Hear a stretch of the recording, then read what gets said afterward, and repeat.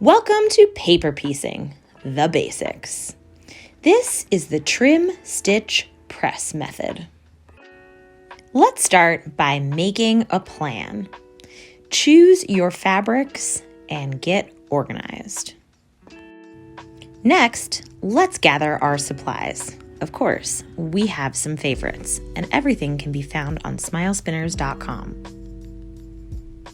Now that you've got a plan and your tools, let's get started with the first step, place.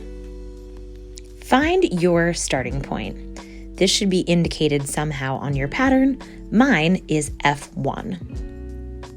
You want to make sure that you place your fabric right side down. You can see that the wrong side of the fabric is facing me, and I put a pin in place to keep things from shifting.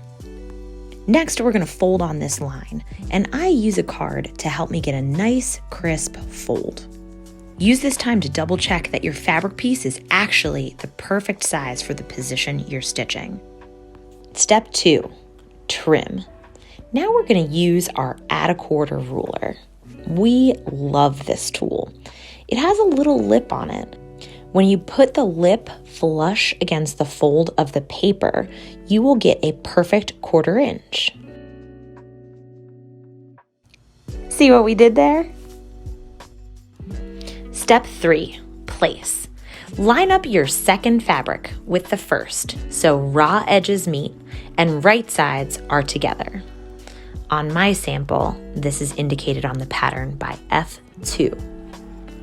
Use this time to double check that your fabric fills the whole section.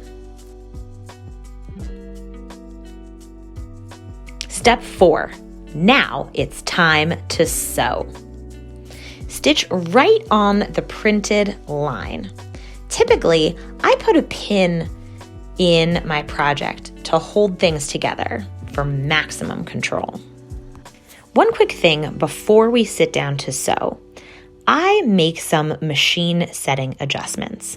The first thing is I reduce my stitch length from 2.5 to 1.5. I also use my favorite sewing foot, the open toe applique foot, and I turn off any automatic back tack functions. Now we're going to press our project. Use a hot iron to press your seams flat. Be careful not to distort your pieces as you're pressing, and trust me, do not skip the pressing. And now you're going to do it all over again. Place your next piece of fabric right sides together, following the numerical order of your project. I'm going to piece number 3. I'm going to start by folding my project back on the line. I'm going to get my add a quarter ruler and I'm going to trim off the excess fabric from the previous piece. Boom, there we go, trimmed up and ready for piece number 3. Double check that everything is the right size and be mindful of that 1/4 inch seam allowance around the edge of your piece. Looks like we're good to go.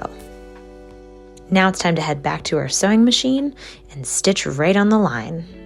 Here we are back at the ironing table so we can take pressing seriously. It honestly makes such a big difference in this project.